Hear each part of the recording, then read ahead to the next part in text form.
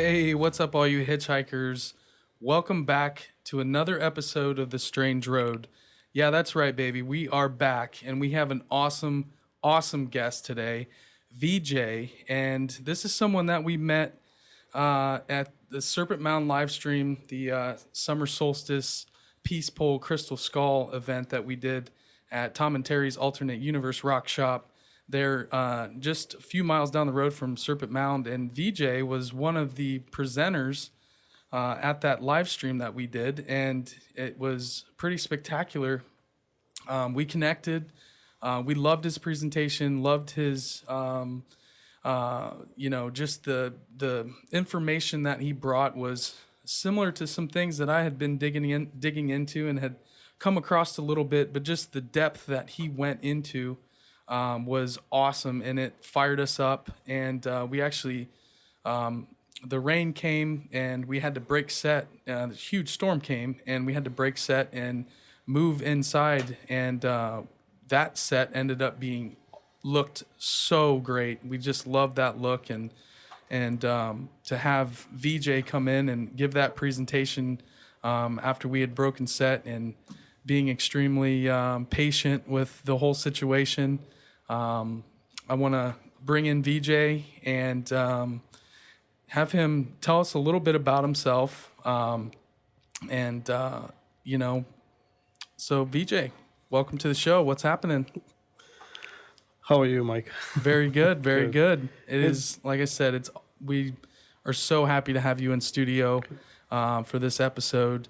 And let's just get right into it. Tell us a little bit about yourself. Where did you grow up, and how did you find yourself in Ohio? Sure. Thanks for inviting me, first of all. And I'm quite excited, too, to talk to you.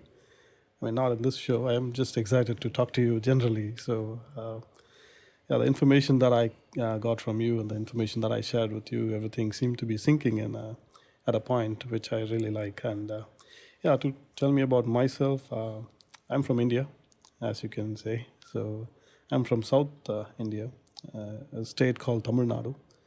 I grew up in a town near Chennai. It's called Chengalpet. I was there for quite some time and then moved to the city and came to the U.S. Like 3.5 years ago. I've been here in Ohio since the time I came here. So I was basically searching for places to visit here. So one time that I was just Googling and I saw this Serpent Mound that I Googled, and I found that it's a quite interesting place that I thought I should visit. And I didn't know that historical places existed here in the U.S. Not many people do. Right. It's very under the radar. Exactly. So like I was telling you, it's all about FBIs and CIAs and aliens and Hollywood and stuff. That's what people in India think American culture is, exactly. The CIA and Men in Black and FBI. Right. Well, so if they watch this show, they'd probably get that idea.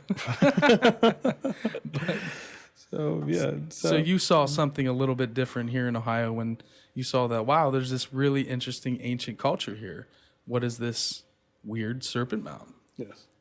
So when I Googled, I don't believe things so easily. I need some solid evidence, at least something to convince me that it's authentic, because anybody can do anything about these things. Today in this world, the modern world, it's easy to cheat people, these things. So I wanted to visit this place, so I then visited this place. That's when I realized this is not just an ordinary historical place, but there is more significance to this place. So that's where I met you. It was quite exciting. You guys did a wonderful job there. I was quite impressed by how you guys adapted to the whole situation. Thank you. Being patient and energetic all through the day. It was such a long day, but you guys was doing a wonderful job. I was quite impressed by your job. And thanks for taking my presentation too and live streaming it. That was quite exciting to see myself on a camera. So. And by the way, this was Vijay's first time ever being on camera, folks. And I'm telling you killed it. Was like, wow, that's like you've been doing this for years. So, like I said, we were super impressed with your presentation. And, immediately I think I walked up to you. We talked a little bit before, but, like you said, we were kind of running around with our heads cut off. And then with the storm coming through, it added another level of, oh shit. And so afterwards we got to talk a little bit and said, hey, we should link up. We should talk more. Let's, let's potentially do a project together maybe in the future. And so, yeah, it was really interesting, the type of people that we get connected with through the Serpent Mound. So, we weren't expecting to meet someone that grew up in India that was interested in the Serpent Mound. It's right here in our backyard, which is one of the reasons why, I didn't know about it for the longest time. And I grew up here. Now, I started going maybe in like 2008, 2009 was probably the first time. And then I discovered other earthworks and really just in 2013 realized the scope of the amount of earthworks and earthen pyramids and so forth. So yeah, it's kind of an unknown thing even in our own backyard. Right. I mean, serpents. I come from the land of snakes, so I'm quite interested. I've been bitten by snakes like 3 times now, so yeah, I'm quite attracted to snakes. So yeah, Serpent Mound is one place that I would say that changed my my view towards historical places in the Northern America, because this is one of those places I think has survived a lot of destruction. I would say this is 0.1% of the places that survived it. So that was that's my view when I saw that the first time. I thought this is not just a serpent. It's just not somebody trying to build a snake there. They are trying to say something. So yeah, I started visiting that place so many times after that, and I'm lucky to live like an hour away from Serpent Mound, so it gives me a lot of chances for me to visit it often. Whenever I visit that place, I get some strange feeling that that's gonna be something different than what we think it is. So I started talking to different people about all these things, and I met Terri and Tom. Tom gave his views about Serpent Mound. He told me about how this is sitting on an impact crater. Yes, that was an information, because this is like the third place that I'm seeing which is sitting on an impact crater. I'm not sure if you ever heard about this. A pyramid that was recently discovered in Russia, and this is also sitting on an impact crater, just by an impact crater. So they are still investigating, trying to find out if this is a pyramid, because somebody crossed over this and on a plane and found that structure to be a pyramid. Just like the Bosnian pyramid, they are not sure if it's a pyramid or just a mountain that looks like a pyramid. To me, it is a pyramid because it looks like one and it's sitting on an impact crater. So that's a coincidence that makes me think it is. So this, the reason it's sitting on an impact crater also makes me think that it's more significant. Somebody put that there for a reason. Right. The people that built that. That impact, it wasn't an accident that was up on that. No. The ridge, the way it sits right above this. And let's be honest, every time we've driven into that area, there's a wild storm. There's ridiculous weather. It rains every time we go there. Right. The time that we met you was no different. I mean, it shut down our production. The electrical storm, the lightning that came through we had our switcher, my computer got dumped on. We got out a leaf blower and basically blasted my laptop with the leaf blower to dry it up so we could move in and finish the show with you guys. Right. And Bill Homan with the Crystal Skulls, he was doing a meditation. So there was a few things left in the show that we had to push forward. And that area just is, if it's going to test you. Right. So, yeah, I've walked around it a few times.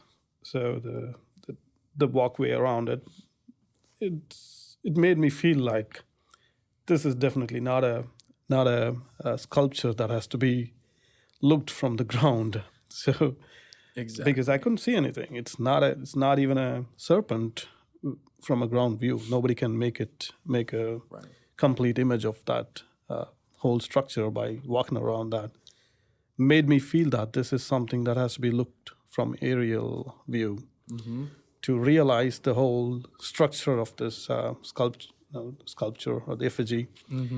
So, but I had a doubt that this resembles something that I know, but I couldn't recall it for very many times that I visited. finally, when I was talking to one of my friends who teaches yoga and does his Reiki, who recommended me to read a book. And I read that book, and to my surprise, that I saw something that kind of made me feel like I discovered something. So this is not the first time I'm discovering a connection. So this whole connection that I'm talking about here, this effigy is related to the energy centers of your body. So you can name it anything you want. You can say it is just the energy center in English, or you can use the ancient term and say they are chakras. But this is definitely talking about the chakras. So I started investigating more on this. So there is a reason that there is a curl at the end of the tail. Yeah. It's snakes don't curl their tails when they move. They curl the tails when they sleep. They'll be straight when they are moving. It represents phi as well. Right. So this curl means that it's sleeping. Something is sleeping. And the whole 7 bends, if you count, you'll see 7 bends over there. The 7 bends that you see there means the 7 chakras. Okay. This So you're talking about basically the connection with Kundalini yoga and the Serpent Mound and with the 7 chakras. And basically, if you look at this image that we have, which kind of gives us the image of the Serpent Mound next to this, you want to explain that a little bit, the images that are next to the Serpent Mound's here on the right, guys. And then if you want to kind of go into the connection with the Kundalini. Yes, the first image that you're seeing there is just representing the 7 chakras, how it is represented in yoga. So all the 7 chakras coming into an alignment, only by doing Kundalini yoga is what it's trying to represent. The second one is a Tibetan version of the same one. It's called a Tibetan fire serpent. And again, it has this curl in the tail. It has those 7 bends, as you see. And then again, a platform on the top, which means that's the platform that you sit on and release your soul. So that's what this means. And I can explain you more about Kundalini yoga if you want me to. Sure. So this yoga, there are different types of yogas. And this Kundalini yoga does not work on the physical aspect of your body like Hatha yoga. Like Hatha yoga makes your body stronger, just like you work out and make your muscles stronger. Hatha yoga helps you get your body strong and prepared for the whole process of Kundalini yoga. Kundalini yoga is more like a software manipulation of your body. So if you look at a computer and a hard drive of a computer, you would not see any data on the hard drive. But there is data on that. There is photograph on that, numbers and letters and everything on that. Just like that, you can't see the energy centers in your body. But there are energy centers in your body that you can realize, feel, and elevate. So these energy centers are called chakras in Kundalini yoga. So if you see your body like an alien, if you look at your own body like a human body from an alien perspective, you would see that your head and your reproductive system are the 2 important things. And the rest of all this structure of your body is just helping these 2 structures.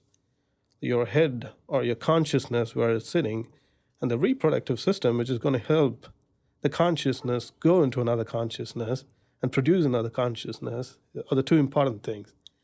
And the rest of the whole body, like your legs, your hands, your digestive system, your circulatory system, everything is just facilitating these 2 important systems. So it's like, you take a copy of the software and put it in a minute system and put it in another computer and produce another computer.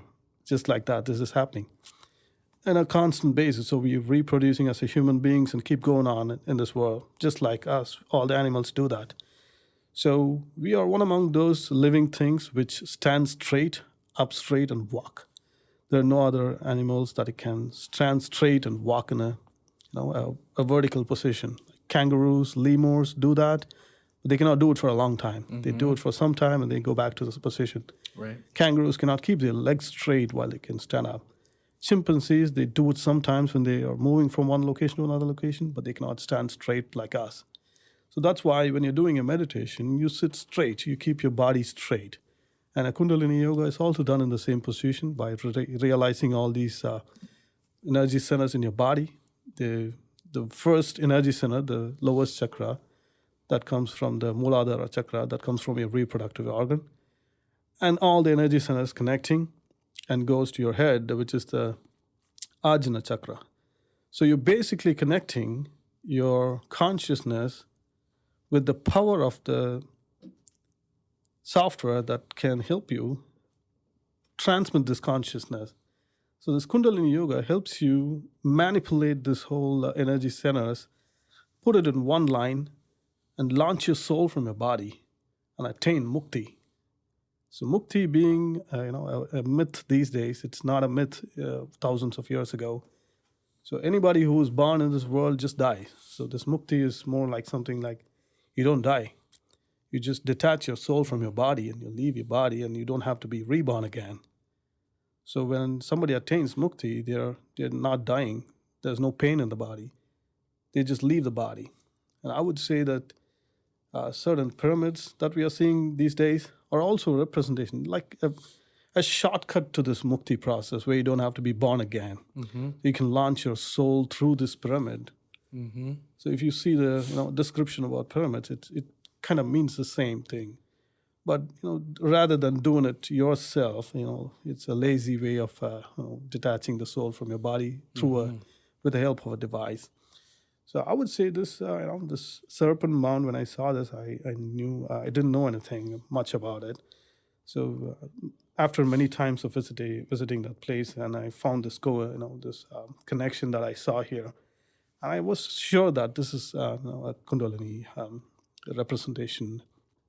And this, to my knowledge, I don't think it's 800 or 1,000 years old, or however it is depicted in the historic records. I think it's more than 11,000 to 12,000 years old. That's my guess. I don't have any proof that it's old as such. I can tell that by my other observations of other things in this destroyed world. So when you talk about this, almost like this system of ascension, or some people call it ascension, some people call it, there's a lot of loaded words for what that is, but essentially, like you said, you're detaching your soul. Your body dies, but your consciousness continues on, correct? So to be able to get to that process through yoga, and also, some things that there's a guy, Andrew Collins and Dr. Greg Little, talk about the path of the souls and these Native American traditions where they are traveling through the Milky Way galaxy and through Cygnus. And you see a lot of these alignments here in Ohio, connections with Cygnus, connections with Draco, the Serpent Mound being aligned to Draco, which used to be the pole star in ancient times. And, some people believe that the Serpent Mound is actually, and other temples are these machines to be able to essentially assist you through this process of whether it's the pathway of the souls. The Egyptians call it the Egyptian Book of the Dead, where they talk about similar things, and the connection to Cygnus is there as well. The Tibetan Book of the Dead, and this sort of tradition of these cultures being interweaved with similar type of information. Can you talk about that? Sure, definitely. When you say different cultures, I can rewind like 13 or 14,000 years ago and see this broken cultures put together as a single culture. So these connections that I'm talking about is not an accidental connection or somebody who traveled from India to the US and say that, hey, we got some technique there. You guys want to follow the same? No, that's not how it happened to me. So I would say that this is just like the other technology that we have all around the world. Like you can find pyramids in India, you can find pyramids in Egypt, you can find pyramids in South America. and Sudan and every part of the world, China or Bosnia. There are some pyramids hidden in Antarctica too. We know that, and so it's like a global single culture that prevailed for a long time, and we are just seeing remains of the remains of the remains. So after everything has been destroyed by nature and human activity and everything, Floods and floods, ice ages, and where is the evidence really going to be? right, It's a lot of it's going to be gone, and, right. Completely destroyed. So yeah, when I'm looking at these things, when I see Serpent Mound, I don't see that some group of people came and built something that looked like a snake and left that place. This There's is a lot more what- going on there, Right. With the alignments and even just the geometry and the alignments to all the solstices. Right. It's the lunar alignments, the lunar calendar aspect, and just the mathematics that are encoded into it. And it's more than just we want to have reverence for the serpent god or the serpent cult or whatever it is that these archaeologists and so forth say it is. It is right. I don't believe that too. And any such structures that you see are never a single structure. If you look at a temple that you discover somewhere, it is not a temple. It's a temple complex. Mm-hmm. You might have discovered one part of the whole complex. Yeah, because there's earthworks, and there was a henge, a wood henge, Right. in the parking lot of where Serpent Mound is now. There was a wood henge, and they know that was there. Right. So this is a temple complex as well. The Serpent Mound is just a part of that. Right. So you see that it's much bigger picture. I definitely think that there is a pyramid sitting somewhere over there. Yeah, I've been telling this down to in people. the valley somewhere. Somewhere. Or probably the whole place is sitting on a pyramid. And like all the other important structures that have been discovered under mud and sand, for the same reason that I think that the flood, took all the lands and covered the structures with mud. We got to clear some places there and find out if there is some more left there. And the Serpent Mound, I think, is just a piece of the whole puzzle. And if you look into that, and maybe there are houses nearby. There are undisclosed earth mounds all over the place. All over the place. And our buddy Jeffrey Wilson was telling me, all kinds of stories about guys that just have them in their backyard, or Tom as well, just undisclosed ones that he just, sometimes they lose track of them. Right. Because they're just in the middle of nowhere. Right. And Tom and Jeff, like two people who I had intense conversation about Serpent Mound, they were telling me about other earthworks like that are being destroyed right now by Yes. power companies. Oh, yeah. And It's an ongoing thing. I mean, we're losing them. right. I mean, there used to be 10,000 just in Ohio. Now there's, oh my gosh, maybe 1,000. I mean, when I started getting into it 4 years ago, there was 1,000. There's probably 800 now. Wow. Who knows? That's heartbreaking. But this place should receive more attention and more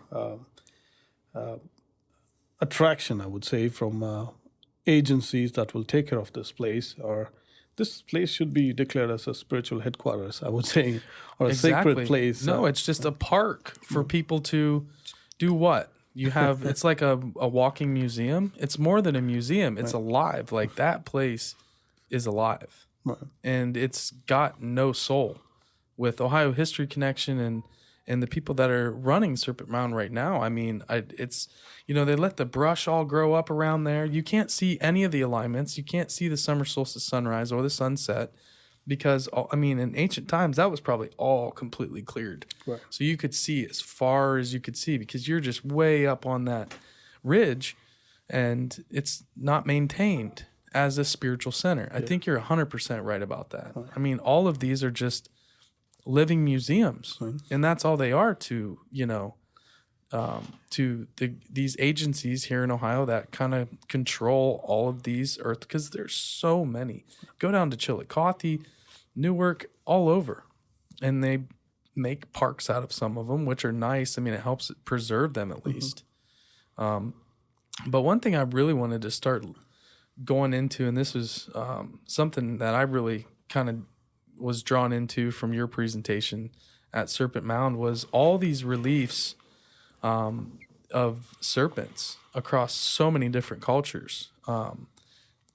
You have Cambodia is represented here, Lord Vishnu, the Hindu tradition. If you just want to go through some of these images here for us, and they're so similar. It's fascinating. Yes, when you're looking at this whole structure as a symbol, there are certain things that you would want to pick up, like the 7 bends on that snake. And Jeff was telling me that there could be more than 7 bends in that. There could be one more bend in that. That also makes sense to me. But I would probably think that that bend is for the platform that is missing on this, which is actually sitting on the Tibetan fire serpent.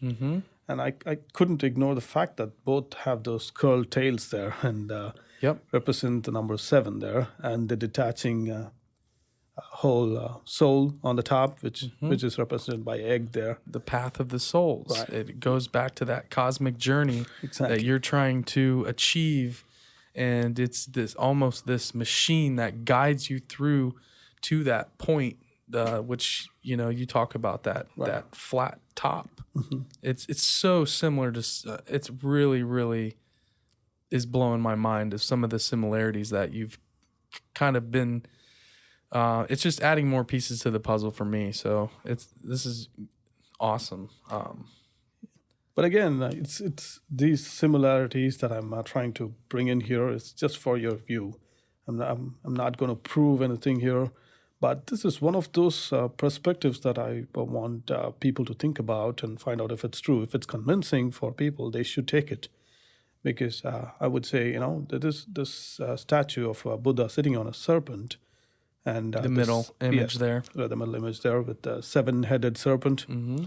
So this image clearly represents that Buddha, who was just a normal human, who attained that Kundalini Shakti through his meditation and Kundalini yoga. That's why the snake has 7 heads. Otherwise, it would just have 3 heads or no head or maybe 1 head. Right. There is a point there. 7 is specific. That's very specific. Right. So Lord Vishnu again, who's a very powerful god in Hindu, and he is also not, God in the religion. He's an enlightened being, just like Shiva or Brahma. Or even Osiris, or, in the Egyptian tradition. Whichever in the Mayan tradition, you have the Viracochas and the plumes, and, Kukulkan, and in Sumeria, you have Enki and Enlil. And so, again, there's all these guys kind of seem similar in their story. You're going to talk more about it. Yeah. So, this Mexican serpent statue that you're looking at, that's also so significant. That's got 7 heads there. I mean, it looks exactly like the one on the right. Right. It's so similar. We cannot ignore this coincidence. This is not a coincidence for sure. So these are some things that made me feel that strengthens the concept of this being a Kundalini serpent, not just an ordinary structure. So the 7 serpents are representing the 7 coils in the Serpent Mound, but are also representing the 7 chakras. Yes. In the yogic tradition in ancient India. Right. So, so the one in the upper left, that's from Cambodia. That's correct. Is that a Hindu relief, or is that? Cambodia is a country which, it's Buddhist, not India. Right? It's not Buddhist. It is a Hindu country. Yeah. So Angkor Wat is a Hindu temple, correct? Right. It's sort a Hindu of temple. Yeah, it is. It's so ancient. So many people probably come along and repurposed it for exactly what their culture was at the time. Right. Right. So, we cannot ignore the fact that if you go to Mount Kailasha, another temple in Ajanta and Ellora caves, they are like one of those famous single rock cut temple there. That temple is amazing. Have you seen? I'm sure you've seen videos about that. If you go to the temple, you would see statues of Shiva, and you would see Shivalinga, and parallelly you will see statues of Buddha there, and you would also see Jain sage's statue there. So this happens time and again. if you go to any temple, you would see a statue of Shiva, you would see a statue of Buddha, you would see a statue of another god there. This is not, this is not a coincidence. These are, we humans, we make religions out of what, who is getting enlightened. Like Jesus got enlightened, so we made a religion out of that. So Right. Christianity. Right. Buddha got enlightened. We made a religion out of that. Buddha, they were just guys. They were regular people, you Right. know, and they learned through these mystery schools and these esoteric ways how to become, enlightened, or whatever that loaded word you want to use. But, there's the stories of Jesus traveling to India, which I got completely obsessed with in my 20s, and some of the Hindu ancient texts.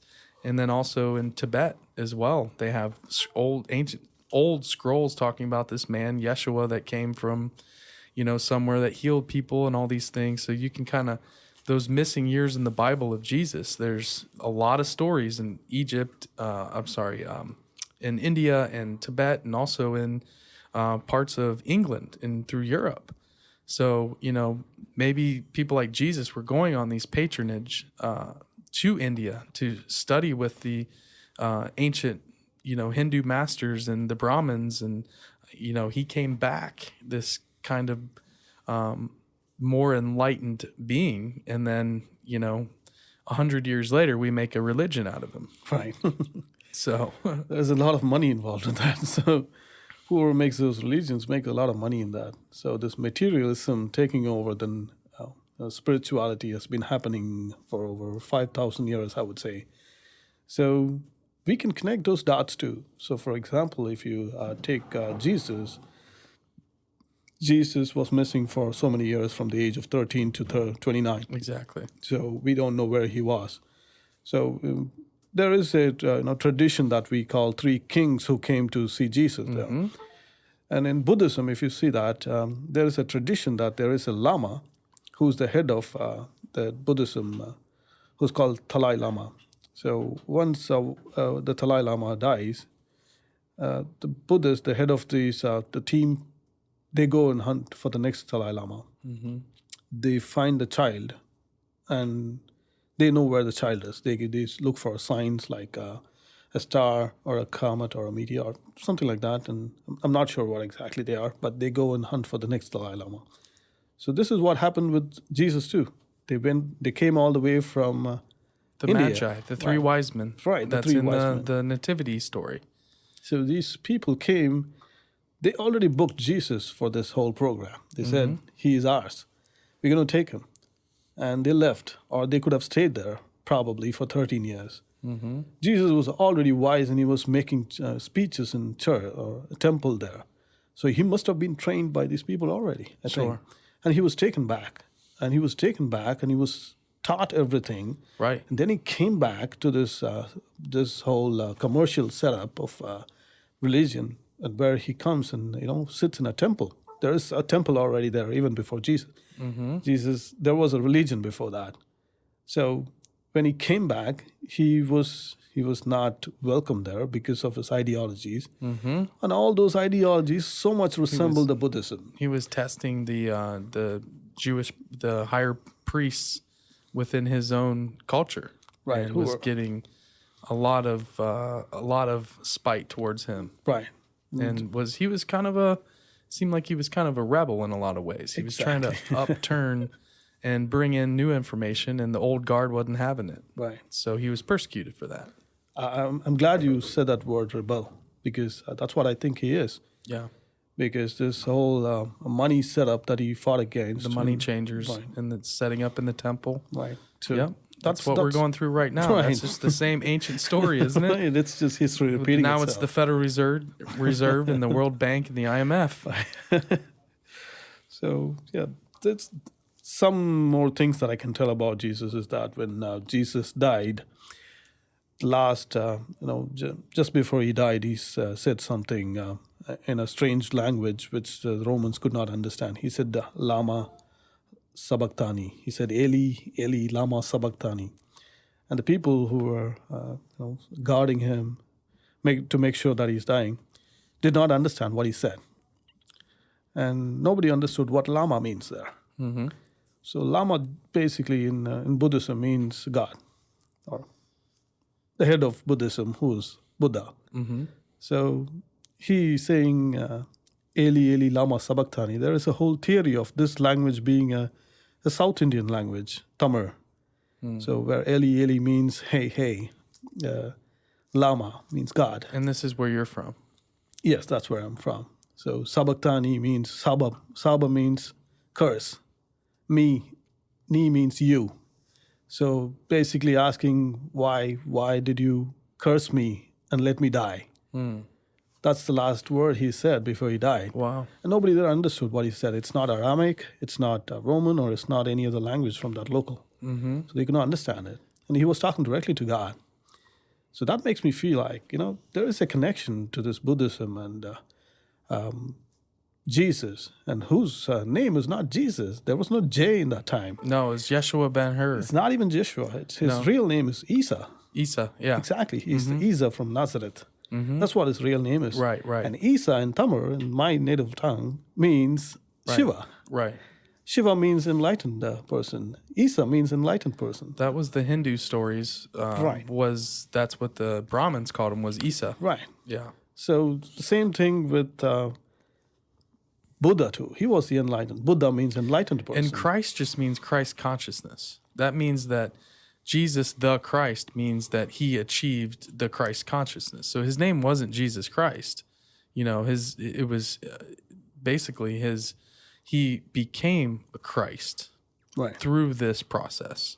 Right. Through all of his studies and travel and through all these different mystery schools, I would say that too. And there is another theory saying that Christ and Krishna are the same.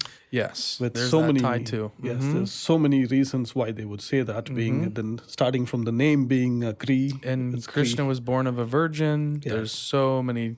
The king trying to kill all the babies before born in that place. Like same thing happened with Krishna to the king called Kamsan. He was killing all the babies that was born, fearing that the baby would take up the throne after him, or successing him.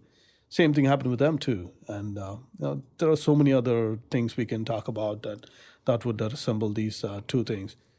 Same with Shiva, Lord Shiva too, and the actual name being Isa for Shiva. It's Isan in Tamil. They would say Isan, and in Tamil, and Shiva in the northern part of India. That's a dialect, different name for him. So this Mexican god that I was fascinated by. This is not my research. These are some researches that people are doing. Some from my country. One person found a resemblance with a Mexican god, a Mayan god, who is also called Ixchua, which is not a coincidence, I would say. Wow. Because Ek means one. There's another name for Shiva, which is called Eganathan. And Ixchua means, sounds the same to me. It's Shiva. And I was, going through that video, and with which that researcher is explaining other things, like he wearing a skin of a jaguar in his body, and Ixchua in the Mayan tradition. Ixchua's here on the right, and obviously Lord Shiva is here on the left. Right. And what Vijay's talking about, he's pointing out here that Ixchua has this leopard draped around him, and on the left, Shiva has a tiger skin. And there's a couple other similarities too, Vijay, if you want to point those out for us. Sure. Like Shiva has a snake around his neck, symbolizing that he mastered Kundalini and put the Kundalini serpent on his shoulder. And Ixchua has a rope around his neck, which is probably mistaken for a snake in a long run. And both of them have a weapon, like a trident, in their hand. And I would say this blue color of Shiva and the black color of Ixchua are, one of those similar things too. And I'm just looking at one god in different languages and different traditions. And this is one of those examples that he's giving out, because Hindu tradition has more gods, like 4 million gods. And the most important are Lord Shiva and Brahma and Vishnu. So there are versions of Brahma and Vishnu also in the Mayan tradition. Yeah. So it's more and more adding value to the concept of this whole one big global culture, or Yeah. one big global spiritual tradition that we lived for thousands of years, I would say, because of how thick it has been formed and eroded and coming back again. So I would say that these things should not be ignored at all. And one thing we talked about earlier, and we're just going to jump right into it because we're talking about everybody. We're talking about how all of these cultures have coincidentally have all these similar things, right? And so one thing you brought up is the Tamil language and how it goes back so far that the origins were that it was the only language in the world at one time, which made me think of the Tower of Babel story, the Tower of Babel, however you want to say it, where in ancient times there was one language. And if you could just hop right into that for everybody, because that really got me fired up. This Tamil language it's my native tongue. That's my mother tongue. So I was not very much into Tamil because of the complications involved in learning and mastering that language as a child. In our school, there are like ancient songs that are like 3,000 years old taught. Wow. So yes, we still read them and study them and follow that like a Bible because of the philosophies in that. And this is separate from the Vedic text. This is a different thing. This is totally a different thing. It's Okay. nothing to do with the Vedic thing at all. Okay. These are from the native people of India who have been there just like they're like 10,000, 20,000 years. Right. There are texts in India in this language that talk about tsunamis and big floods and everything. So they are like more than 12,000 years old information. I'm not going to say they are 12,000 years because I don't have any proof. Yep. And there's a lot of politics involved in this, trying to suppress this language because of... Wow. Right, it's a different race that is being suppressed completely. And because of the significance that this language is the same as in the Indus Valley language. Right. And which is the same as in the Easter Island language. But more ancient. Just more ancient. Yeah.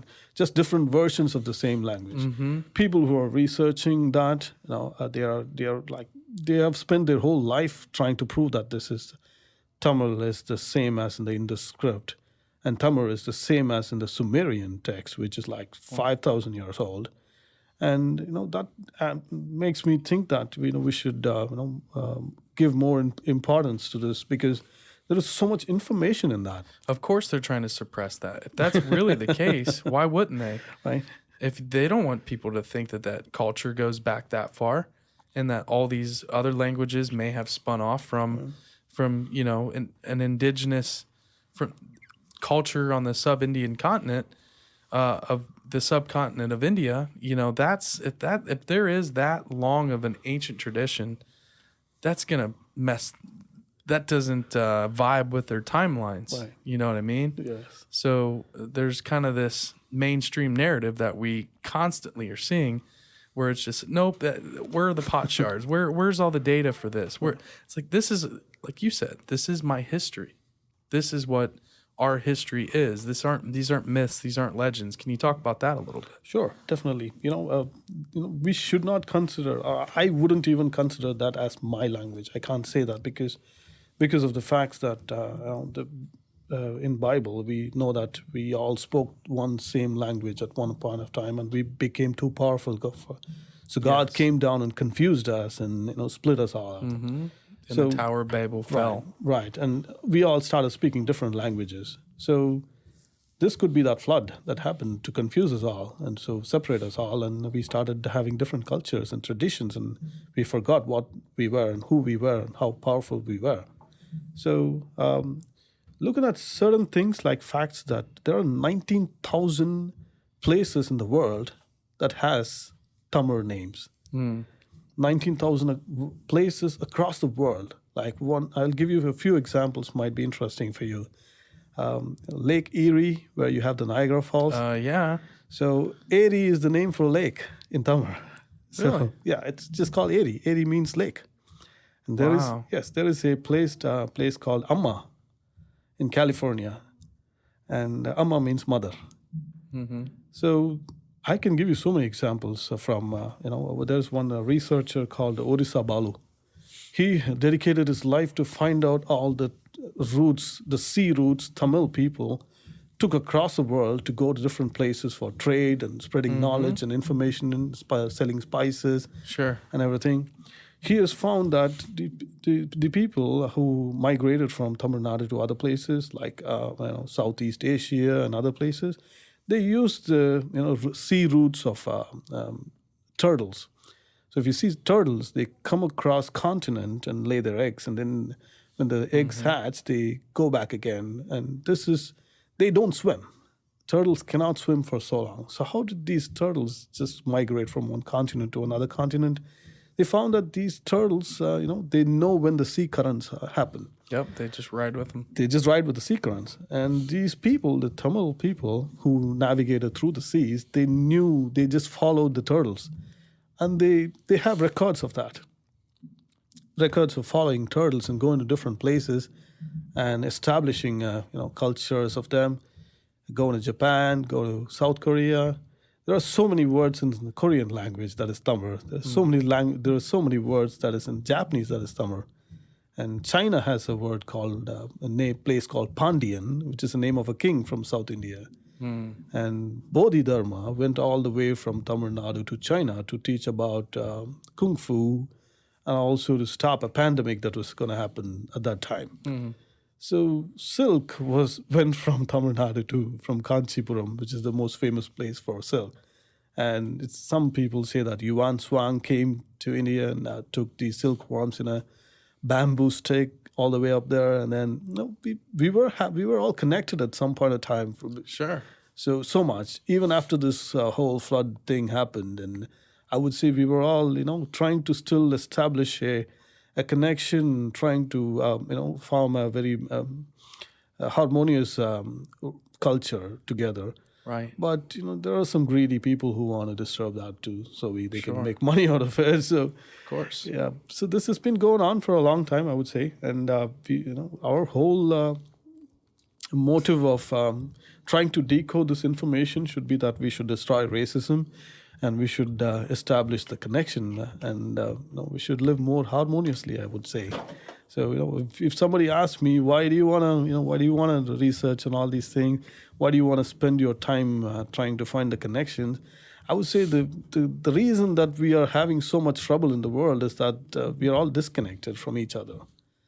So if we could just find out a few similarities that we all have, and if it takes going back in time to see all these, it's like, hey, we're way more similar than what people think. Right. Like you said, end racism. Let's show how, look, in ancient times these cultures were so similar. Right. We're so similar now.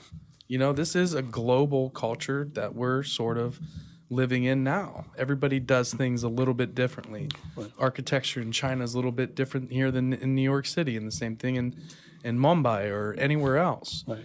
But we're all advancing technologically in similar ways, but everybody's got their own culture and flair. Right. So maybe there was a culture like that in ancient times.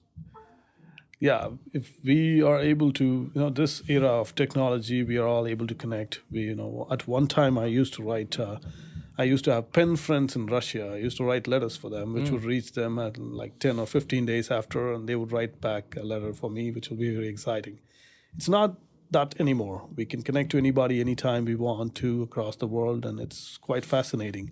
I think this whole technology should be used in a very positive way for discovering things like these, and connect more and find similarities and find what the true purpose of our life is. Because I was a very lethargic teenager. I would say I was into everything that a teenager would be into. Yeah.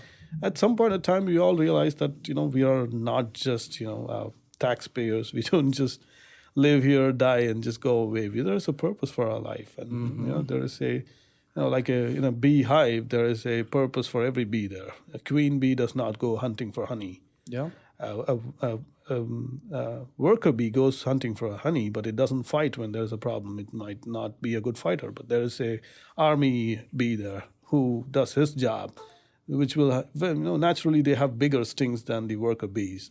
So like each of them in that beehive has a purpose, and they do their job properly. That's why the beehive is harmoniously a beehive. So we should also realize the purpose of our life and find out what we can do more. And these things, these Kundalini yoga that I'm talking about, yoga is totally a different version here. When I saw, when you just Google yoga, there are some people just stretching their bodies and trying to do, portray that as an exercise or strengthening thing. It's not. It's definitely not that. If you look into the yoga is more than 5,000 years. You have yoga statues of yoga tablets depicting the yoga from an Indus Valley civilization. So it's so old, and it's not done to strengthen your body or to strengthen your muscles or anything like that. It's done for a purpose, to keep your body good for the next purpose, which is for the Kundalini yoga, to align your body, align these power centers to, in the end, not die, but attain mukti, which is not an easy thing to do. So this Serpent Mound is a very important place to visit. I think, I was talking with Jeff about this, and Jeff was very much into doing a project over there. My suggestion was that we probably build a temple over there, and he said, let's do that. Something I've been wanting to do, build my own earthwork. I've wanted to do that since I really got into this. It's like, wow, it would be really cool to design my own geometric, astronomical, structure. Right. And there's more and more people that I'm connecting with all have that same thing where they're like, we need to build our own temple. If we're not able to go and have your ceremony and your connecting at these parks and places like Serpent Mound, you can't do any ceremony up there. No one's allowed up there to hold any sort of any type of ritual or even chanting with a group of people up there or anything. Right. Which is, now it's completely devoid of culture. Right. It's devoid of spirit. That's what they're trying to do. Trying to rip the spirit out of that place. It's sad. It's real sad. Yes, it is. And temple building, I would say, temples, those old pyramids that we are seeing, or this missing pyramid from the Serpent Mound is also, these, in a religious view, they are called temples. But I would say that I would be a messenger of how these religions, or it could be Hinduism or Buddhism or the missing concepts of Christianity. I'm not talking about churchianity. I'm talking about Christianity, what Jesus was trying to say. Right. Not what we are doing in the church.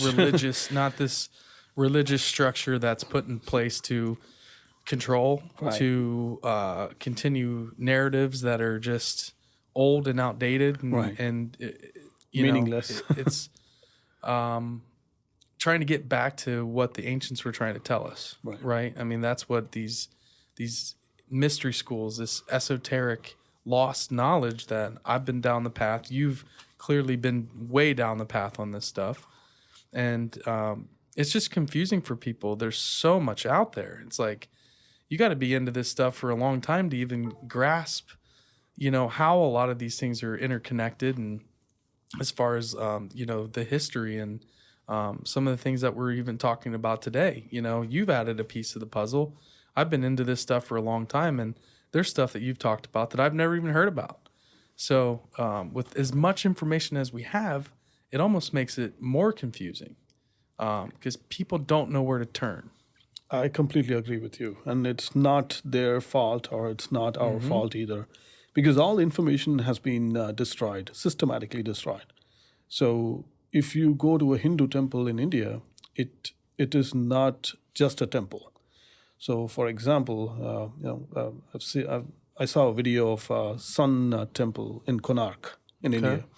This Sun Temple in Konark it's been called as a Sun Temple for a long time now. So it is associated with sun, of course, and the alignment with the sun is very significant. So you would the equinox of the sun and everything. It's so significant. But for some time we should stop looking at the sun father-son relationship with the temple, and look at the other parts of the temple. The whole temple is designed in such a way that it'll give you so much of information, like educational information for anybody who walks into it.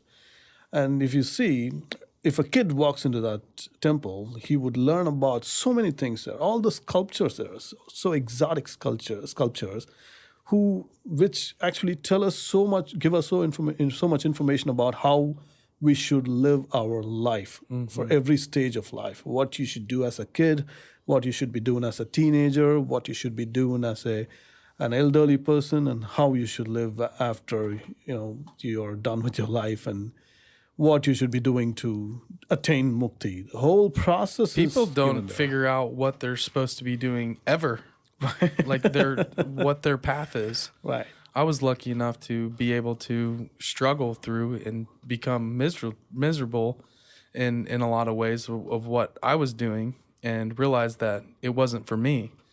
But I'm pretty stubborn, and I want to follow my passions and interests. And I think when you do that, you get on a certain path that resonates with what it is you're supposed to do. The issue is you got to get on that path first. Kids don't know how. They don't know where to turn to. They don't know what they're interested in. They don't know what they're good at because that process isn't started at a young age. And once you start, you can get a sense of, wow, I really like taking pictures. Or in my case, I did some acting, and then that eventually led me to film and video production and into, as far as, even a career. But I use film and as more of a vehicle to kind of meet people like you and go to interesting places and shoot cool things. So I love that medium to be able to tell stories. But, it took me a decent amount of time to figure that out and struggled quite a bit. So I think if you, at least with my kids, I'm really trying to get them interested in trying so many different things, whether it's art, music, and different sports and pottery, and so it's really it's a cultural thing, right? Right. I would completely agree with you, and this religion as such, I wouldn't say it's not bad to follow. Mm-hmm. Everybody should get really great things out of. Right. Just take the positive things out of it and ignore the people who are trying to make money out of religion. So there's, people making money out of every aspect of life. You do something, they'll try to make money out of that. Yep. Religion is not an exception for that. But it's our consciousness that should help us to ignore those aspects and pick those information, which is the most important thing of any religion. And what I'm trying to do here is to bring out this and give it in a very scientific way to people, not just Hinduism or not just Buddhism, I would say, because these are the religions that survived in this world. But this could have been there in from Europe. A more ancient system, right? And those were just what was created to kind of be a system of something to follow, right? Right. So this eastern part survived this. So these religions exist there. Right. So the places in South America, Central America, they also survived this, but they were destroyed like 400 years ago. Yep. The Spanish people destroyed it completely, and we don't know what happened in this U.S. or Canada or anywhere else. There's no history of what even happened here. Mm-hmm. No, none at all. Right. So we don't even know what was destroyed. Ohio, they're just guessing. Right. They really don't know. So this Serpent Mound is just a piece of information that is telling us that this is also an information that was still here. And this information is a global information, not an information that comes from India or that comes from, I wouldn't say India, because India is a political name for that piece of land. Of course, yeah. So it's just, if you take... They all are. They were all drawn up and carved out after World War II. Right. I mean, most of these names were made up by a bunch of white guys from the UK and in the US and France, and I mean, all the African countries are just made up names. So all these religions that came out of this Central, Middle Eastern and Indian locations, I would say, One is talking about Isa, which is most Christianity. Another one is Isan, which is Hinduism, and Lama, which is Buddhism. Isa and Lama put together is Islam.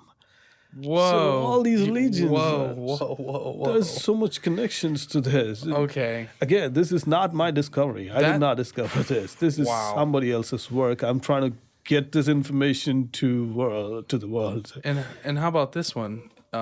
Abraham, a Brahmin, the connection with Abraham, and in Muslim it is the ancient Ibrahim. Brahmin. Right. That wow. That's mind blowing. I know. So this, there is so much information. Our duty is to put this information in front of people. You research yourself and find out what the significance is, find what the connection. If it convinces you, take it. If it resonates with you and it feels that it's to be true for you, I mean, what can you really prove? Right. Everything's gone. Right. What we have are texts, we have artwork, we have some pyramids, but for the most part, I mean, we can't take a travel back in time and really understand. But if you can dig enough yourself, you can start to find these connections, like you've done. I've done myself, and you can make your own conclusions. It's not going to be black and white.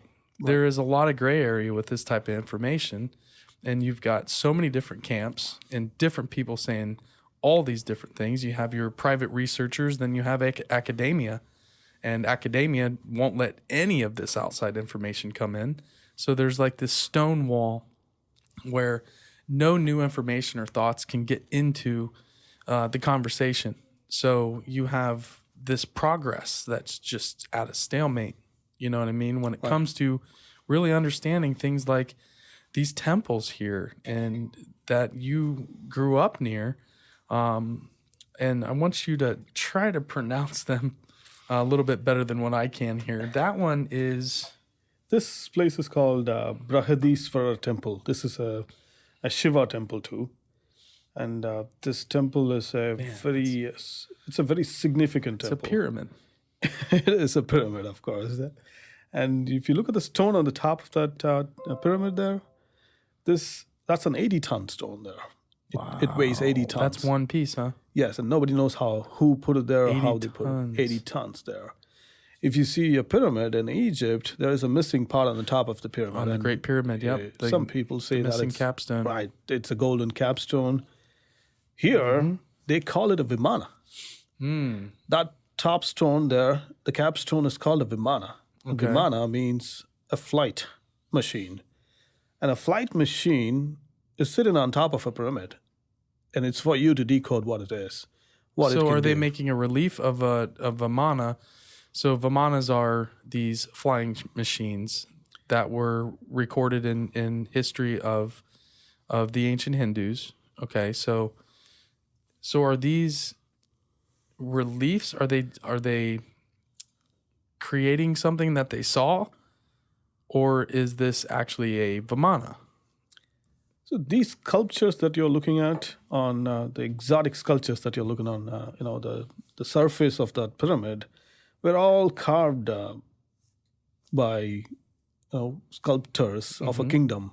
The king who's called Raja Soran, who was controlling the entire Southeast Asia, like Cambodia, Thailand, Indonesia, South India, Sri Lanka. Everything was in his control. Wow. So he built this temple, but he did not build this temple just like that. Okay. This place, to my knowledge, has had something before that. Much older. Yes, he was just renovating that place. Same thing with Angkor Wat. A king went all the way from India to do that, but he was renovating something.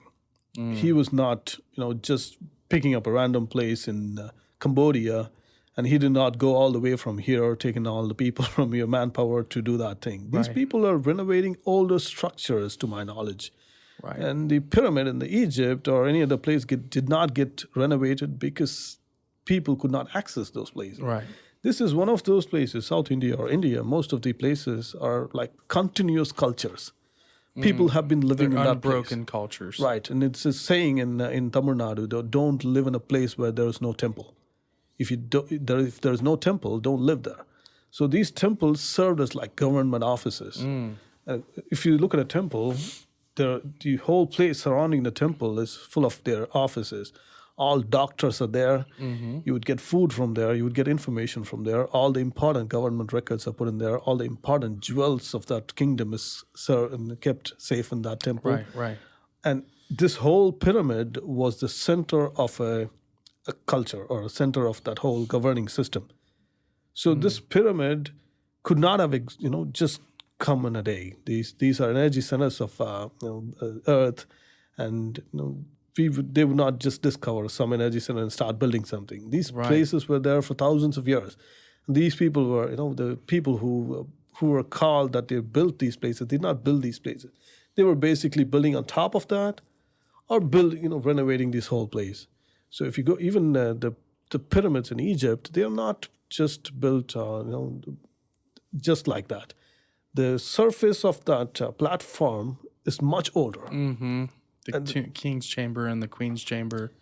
The platform in which, the whole pyramid is sitting on. What it's sitting on, the foundation. The foundation is like much, much older. Yeah, I mean, there's tunnels all through the entire Giza Plateau. Right.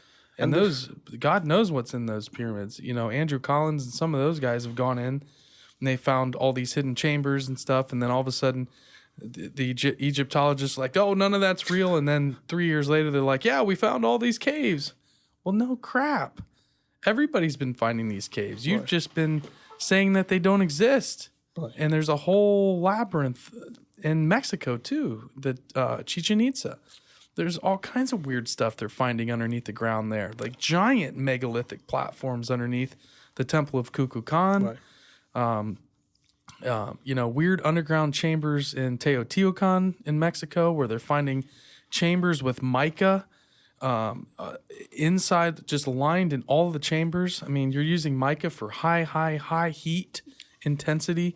So again, we're back to these being machines of some sort. These are, devices. They're devices for something. We have another image of another temple. This is beautiful. This one's right by the sea. Yes. Can you tell us about this one? Because, here we are, another pyramid, basically. This is one of my favorite places because it's quite near from my place. So I have visited this place probably like 200 times now. I need to go here with you. Definitely need to come here. Yeah, you're most welcome. And you said you can walk up to this thing still? Yes, you can walk up to this. You can go inside there, touch the gods inside there. Yes, you can. Wow. Because you can't do that anything anymore. Other places, but you can still do it. So in there's not tourists crawling around this temple here. No, not yet. So wow. So this is fairly off the radar a little bit. It's not off the radar, but people don't. It's not. There's nothing much to destroy there. Right. So it's still sitting there, and there are some guards there. So it's a very important place. So nobody can destroy it and just walk away. It could right. Be, the community's protecting right. it. It's kind of like you said. It's a long tradition that you have. Right. This unbroken culture. So in these areas, again, unlike here, where there's not that unbroken, it's chopped up and mangled, and we don't have that real history. There's a few tribes here in the United States that have an unbroken history. The Hopi are some of them, the Zuni, and the Mi'kmaq tribe from Maine and Nova Scotia. We've met a few of those gentlemen from those tribes, and they speak of having a language and having even alphabets, and for the American government to say, well, this is just, they're savages and they didn't have alphabets. And it's not true. There were plenty of indigenous cultures that had, the Iroquois. So we just never had a chance to have these traditions be intact. So for this tradition to be as long as it is honestly mind-blowing, that you have this much information about the area that you're from. Yeah, the reason that I was talking about the language is the same reason that you are talking about, how a culture, if it has a language, and it becomes a very more important culture. Yeah, exactly. So this language that I'm talking about, Tamil language, it has so much history into that. It has so much science into that. When I was making the presentation, I stole some information from another presentation from that, and I was talking about how time and space dimension was explained in a 3,000-year-old song. It's time and space dimensions, which is explained recently by Stephen Hawking. This was explained in a song, in a 2-line song, so simply. Wow. 3,000 years ago. I'm just giving you like one of a million information that is there. There are so many songs which gives you so much information about how to deal with metallurgy, how to deal with diseases, what herbs to do for use for what disease, how to turn a normal metal into gold. Right, alchemy. So much information. I can't even sit and explain all those things. Right. People are so much interested in the philosophy of those songs. They're still preserving the philosophy because and they're mantras, right? They're these repetitive, meant to be repeated, and that's sort of this sound vibrational frequency that you're creating, and it becomes more than just something you're saying. It becomes this tone, this resonance, this way to really tune yourself. Correct? I mean, am I getting is close? It is definitely true. I would say these songs we don't know how to say them properly. We don't know how to sing them properly anymore because Sanskrit, I would say, was destroyed completely. Yeah, it is destroyed. It is not a living language anymore. I wouldn't argue with the point. But the mantras are still pretty intact. The Sanskrit mantras, no? I would say 1% still survives. The rest of them is gone. Wow. So what we have right now is just the information about how sacred they were, how important they were. There is no Vedas. Vedas, we don't have any proper written Vedas. It's orally, it's passed on down. to. Yes. So there's no origin. We don't know. Because some of the Vedic texts are just from like one family's 2,000-year tradition. Correct. And they have this specific sort of like, how to make certain medicines, or, the oils that are used in Vedic medicine, and the herbs and the oils and some of those things. And it's just unbelievable how that is able to stay intact. Exactly. And most of the things, if they sound unbelievable, they straight away reject it because they sound unbelievable. Exactly. So, for That's example, the problem, there is which martial arts that was taken to China. It is called Varmakale. Varma means points in your body. So there are 4 types of Varmakale. One is Todu Varmam, which Todu means touch. Tattu Varmam, Tattu means attack. And there is Pattu Varmam. I'm not sure if I'm saying that right. And there is another one that's the most important that I wanted to talk about. It's called Noku Varmam. Noku Varmam means trying to control another person's mind without even touching him, without even talking. This was in practice for thousands of years. And if you go ask a master about this Noku Varmam, he would not teach you, because this can simply be used to do destructive things. So if you want to learn this Noku Varmam, you have to be his devotee for at least 30 years. Then he would teach you, making sure that you're not going to use that for a destructive purpose. Right. So after a point, this just came, it became very difficult to find some devotee who is, trustworthy of learning this. So they stopped teaching this. And now, after a point, government started banning this whole thing because it's so, unbelievable, and it's so destructive in nature, because you could just paralyze a person for life, but just by touching his body somewhere. Sure. So this is still in practice. They still teach it in some parts of India, in South India and Kerala. But the reason I'm telling that this is there is so much information like this. So I saw a YouTube video. Somebody made a battery out of a song. Wow. He just read the information from that song. He took all the information from that. He made a battery. He made a bulb glow. That song is 3,000 years old. Wow. Yes, he just followed the instructions in that song, and he made a battery out of it. So that's one song there out of 10,000 songs that's there. That's amazing. Right. So there is information out there. It's just the dedication that we have to sit and learn and all those things. So once we are tired of all these culture that's going on around, after 30 or 33 years, when your hormone settles down, after you're done with all the things that you are doing. Yeah.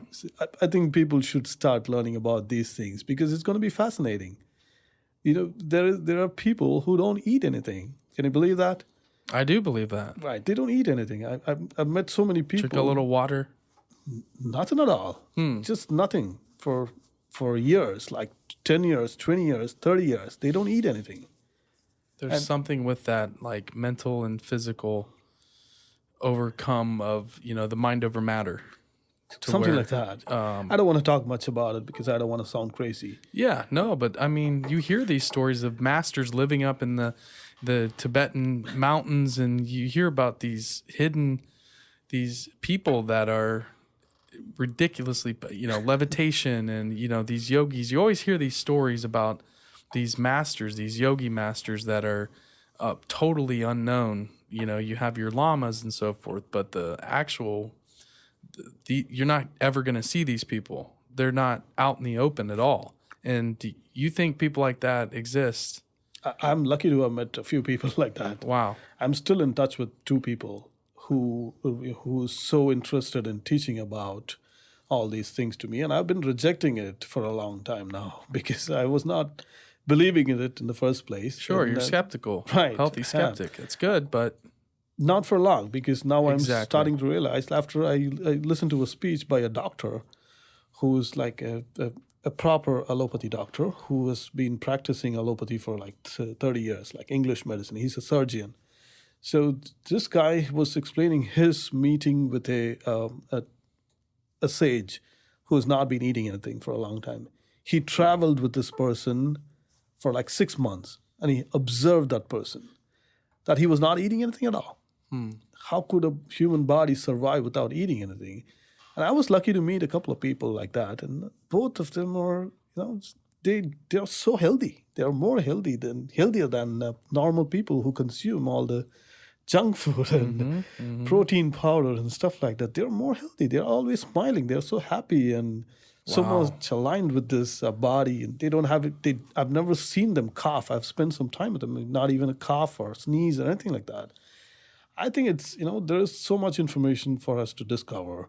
And I'll be happy to bring so much information as much as I can from my side. That's my goal. Sure. I want to present this information. I don't want to push information on people because people like their freedom to do whatever they want to. And if they're ready to come to the information, they will. Yes, exactly. I met you at the right time where I'm sending out a signal that says, "Hey, I want this kind of information," and there you are transmitting it, and then we connect, and here we are. One of the coolest things that we did find was an image of one of these Vimanas, and we can touch back into that real quick. Sure. And how we can go back to that temple a little bit more if you want. Yeah, I want to go back to that. This is not a temple. According to one theory, this is a blueprint of a Vimana. Oh, okay. So this is a. So let's get in. What is a Vimana? Let's start there for those folks that might not know. Vimana, the word is still used in India normally. If you say for airport, they say Vimana Nilayam, means airport, where you have a flying craft, an aircraft. So Vimana basically means an aircraft. Mm-hmm. And I'm not sure if you heard, 2 or 3 days ago, Sri Lankan government, not a researcher or a YouTuber, they openly announced that there is proof of Vimana technology for King Ravana. Whoa. King Ravana is the first person to use Vimana technology. Since it went away from ancient times. Right. So it's back. Yeah, they say it's not the Wright brothers. It's King Ravana who did that because... So Ravana is the king of Sri Lanka. Of Sri Lanka. Right. And they don't play down there. Right. And this Ramayana is about the king Rama, who went to Sri Lanka to save his wife and rescue her, Raman and Sita. So Ravana kidnapped Sita and took her to Sri Lanka. So he went there to bring her back. And when he went to Sri Lanka, he built a bridge to go there. And Sri Lanka is an island. Yeah. So how did Ravana take her there without a bridge? Right. So nobody asked that question till now. He flew. Somebody asked that question and he flew. Mm-hmm. And 2 or 3 days ago, Sri Lankan government openly announces saying that Ravana is the first person to use Vimana technology. So and how long ago was this? Just a few days ago. When they announced it, but how long ago are they saying that he used Vimana tech when he was, so this is a king that lived hundreds of years ago? No, this is recent? I would say at least 15 or 20,000 years ago. Oh, okay. So Ram and Sita, that story is ancient. It's much ancient and they're basically saying, hey, these stories are real. This guy really did have Vimana. Right. So they're just saying that the government came out and that just cracked my brain open. Me too. So I was like so surprised. And one way I think it's supporting the whole evidence of Vimana technology existing so thousands of years ago. And it's so simple that these blueprints of these Vimanas are sitting right there on all these temples in India. So most of these places so the are temples are inaccessible. built to look like the Vimana. And so like this one right here, that looks just like out of the text that people are getting is some of these texts have, basically the blueprints to build them. And then they're making temples that remind them of the Vimana, and they're building them in honor of these craft that were in ancient times. Or what do you think the reason why they're doing that? I'm completely not sure. Yeah. I don't want to lie to you.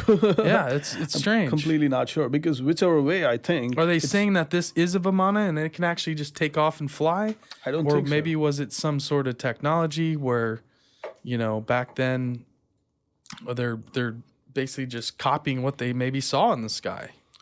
I don't think they are copying anything that they saw in the sky because they can't see so much details in sky. So, Right. So this is, maybe a construction, half constructed the thing, and they left without taking it away. Maybe I'm not sure. And most of this knowledge that I'm talking about these things, the sculptures and everything, comes from different researches done by people. And you should check out this video YouTuber called Praveen Mohan. He's a very famous guy. I'm a big fan of this guy. Okay. Is it English?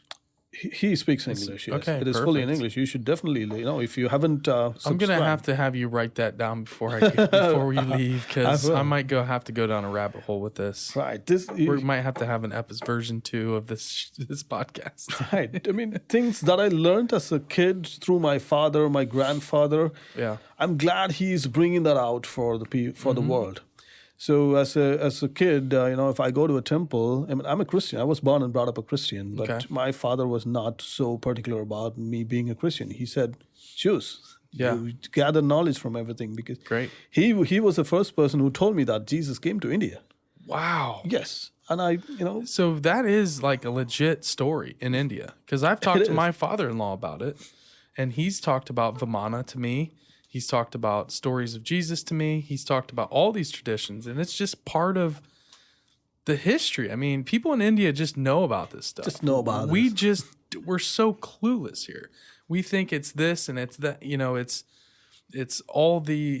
this set timeline. It's this set history, and your culture history goes back so far that why wouldn't we pay attention to what these different Indian cultures? Why wouldn't we pay attention? They have these longest running traditions. There's knowledge there. Right, but we should understand something here. What is this Indian culture is what you see from outside. For example, the name Hindu comes from people who called the practices that happened beyond this river Indus. Indus became Hindu, and Hindu became India. It was Hindustan before that. Hindustanam means the place where Hinduism is practiced. Then became India when Britishers came to in India. Like they were not able to pronounce Hindu. They said India. Right. And when people went to the U.S., like not the U.S. at that time, They call them Indians. They're not Indians. They are Cherokees and different culture, different traditions, and different set of They tribes. thought they were in India. That was horse shit. That story's bull. Right. So West Indies, no, that's not Indies. There's a different name for that. So the reason I'm telling you this is that the whole information that is coming to you about Hinduism here, by the time it reaches you, there is a filter put on it. Yeah, of course. That filter is put on it to make sure that the information doesn't come to you. It comes as a myth. It comes as a beautiful myth. Sure, that's it's always been wrapped up. And these are the Hindu myths. These are the Hindu legends. These are, the Native American lore, the Iroquois legends. They're not, they're stories of, spirits and animals. And these are just, they're stories. Let's not take into consideration that, dude, these are people's history. Right. That's what pisses me off, is that no one is giving these cultures, and it's unbelievable, because if you have that long of a tradition, there's something there. There is information there that you have to take serious. You just can't say, oh, well, these are stories and legends. There's much more than that. I completely agree with you. If you see Chinese culture, the Chinese language is a very unique language. It would not have any resemblance of any other languages.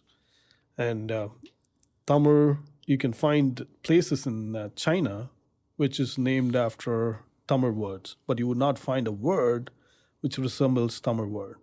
You could find a Tamil word in Korean. You could find a Tamil word in Japanese. You cannot find a Tamil word in Chinese. It's its own language. Mm-hmm. If this whole thing started, from Mount Kailash. Mount Kailash is the center of this whole culture, I would say, because one set of people who were on the other side of Mount Kailash became Chinese. Right. The other set of people who were on this side of Mount Kailash became Indians. And recent discoveries are telling that Chinese people are Indian people. They are just looking Chinese because of the weather conditions that have conditioned them for like 5,000 or 6,000 years or 10,000 years. Wow. But they are Indians, and Indians are not Indians because they are Africans. It's the same DNA. The DNA from Africa has been discovered in India, in the city of Madurai. Wow. The Wow. same That's fascinating. DNA has been found with tribes in Andaman. The same DNA has been found with the tribes in Australia. Wow. The Aboriginals. Yes, it is the same. Right. The Aboriginals are Indians. They still follow Hinduism there. Yeah, and you can, the dream state. There's a lot of similarities with the even like musically and stories. Right. The dream time. Yes. It's very similar to like Indrid's Web, the story of Indrid's Web, and the dream time of the Aborigines. It's correct. Fascinating. Well, Vijay, I don't know if my mind could be much more blown right now. I think we've covered so much, and we could continue this on for probably another hour, and I would be thrilled to sit here with you and dig even deeper and deeper into this stuff. And I think I see you, as long as you're here, man, you're so welcome to come back and sit down, and we can bring you in remotely too. And if you're ever in a spot where you can't travel or come in, and we can always bring you in a number of different ways. But this has been amazing. If you want to tell our listeners where they can find you, I know you're on Facebook. Are you on anywhere else? How can people find you and connect with you and learn more about this? I'm on Facebook. I work full-time in a corporate, so I spend as much time as possible. Whenever I get a week off, I spend some time on this. My name is Vijay Amirtharaj in Facebook.